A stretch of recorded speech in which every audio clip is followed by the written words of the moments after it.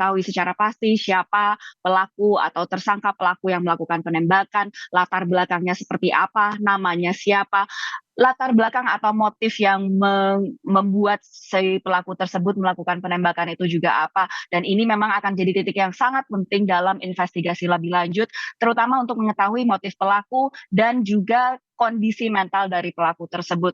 Dan sekitar 1,5 jam yang lalu, Gedung Putih ini mengonfirmasi bahwa Presiden Amerika Serikat Joe Biden telah berbicara lewat telepon dengan Donald Trump yang saat ini dinyatakan dalam kondisi yang aman. Meski Gedung Putih tidak merilis apa saja isi perbincangan tersebut. Dari Gedung Putih juga menyatakan bahwa Presiden Joe Biden bertolak dari Delaware kembali ke Gedung Putih untuk mendapatkan briefing yang lebih lanjut dari tim investigasi terkait insiden tersebut. Asri. Baik, pelaku penembakan dilaporkan sudah tewas. Bisa Anda ceritakan bagaimana kronologinya, Virginia?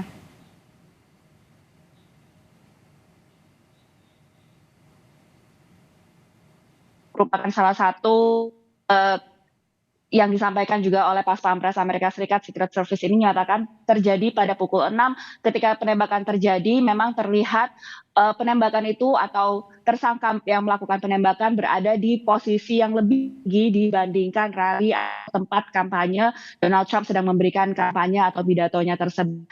Ketika hal tersebut terjadi, beberapa saksi mata mendengar sejumlah tembakan yang diarahkan atau berada di sekitar lingkungan tersebut. Setelah itu, ketika di penembakan ada beberapa gambar atau video yang juga diambil oleh pendukung atau hadirin dari kampanye tersebut yang menunjukkan beberapa sisi di mana ketika terjadi penembakan bullet atau peluru yang menyasar tidak terkena seutuhnya kepada mantan Presiden Donald Trump, namun mengarah atau mengenai telinga mantan Presiden Donald Trump tersebut. Nah, ketika terjadi penembakan tersebut, lalu Donald Trump dilindungi oleh pas-pampres menutup atau mengelilingi mantan presiden tersebut. Dan setelah terjadi tersebut, telinga Donald Trump tampak berdarah dan setelah itu ia pun dilarikan dari panggung. Namun sebelum turun dari atas panggung, Donald Trump sempat mengepalkan tangannya dan menyerukan untuk tetap akan fighting dari insiden tersebut. Setelah itu ia turun dari panggung tempat ia berkampanye.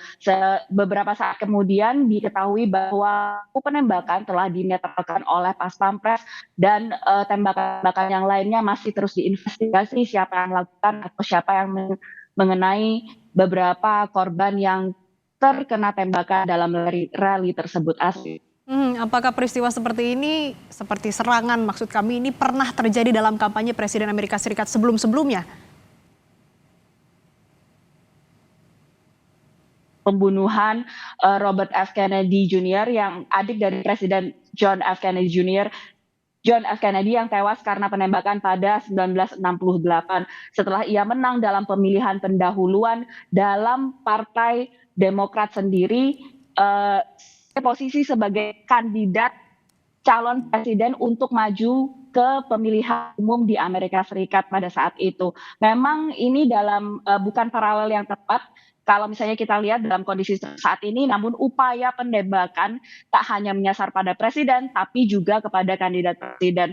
Sementara untuk Trump sendiri, ini adalah upaya penembakan keempat.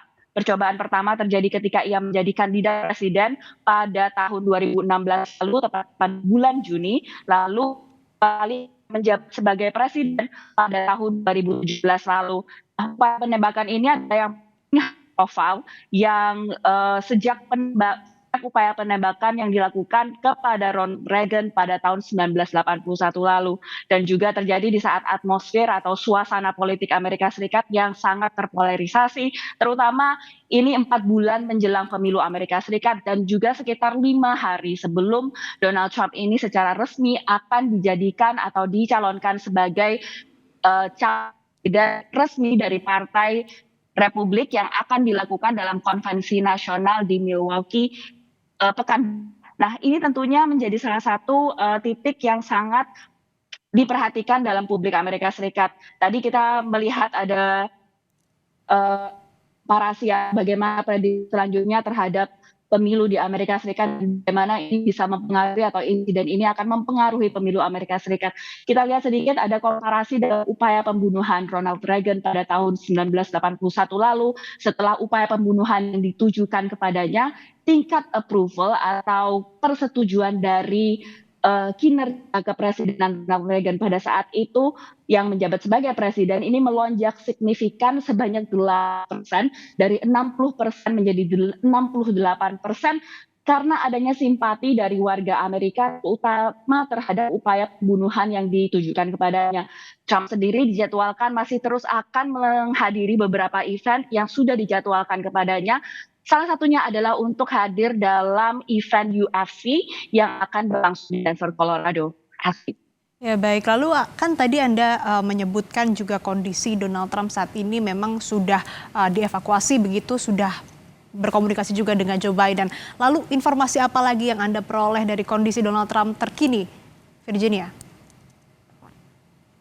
Si Donald Trump memang dinyatakan stabil dan ia juga sempat memberikan pernyataan dalam platform media sosialnya Truth Social yang memang jadi acuannya untuk memberikan suara atau memberikan pendapatnya dalam mimbar media sosial, karena dalam sejumlah mimbar media sosial lain itu memang dia sudah diblok atau dinyatakan tidak boleh tidak berada di media sosial tersebut.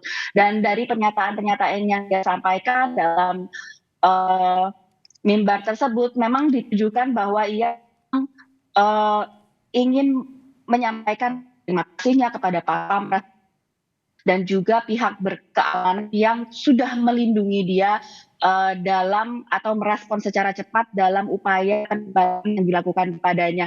Dan ini memang sebuah sentimen yang dinanti-nanti pendukung Donald Trump, di mana platform ini platform paling sering digunakan oleh Donald Trump untuk mendekati atau reach out atau berhubungan dengan para pendukungnya. Lewat media sosial ini sudah cukup untuk memberikan gambaran kepada para pendukungnya bagaimana kondisi Donald Trump saat ini. Yang dinantikan apakah benar besok Donald Trump ini akan muncul di event UN dijadwalkan kepadanya di Denver, Colorado tersebut, Asri.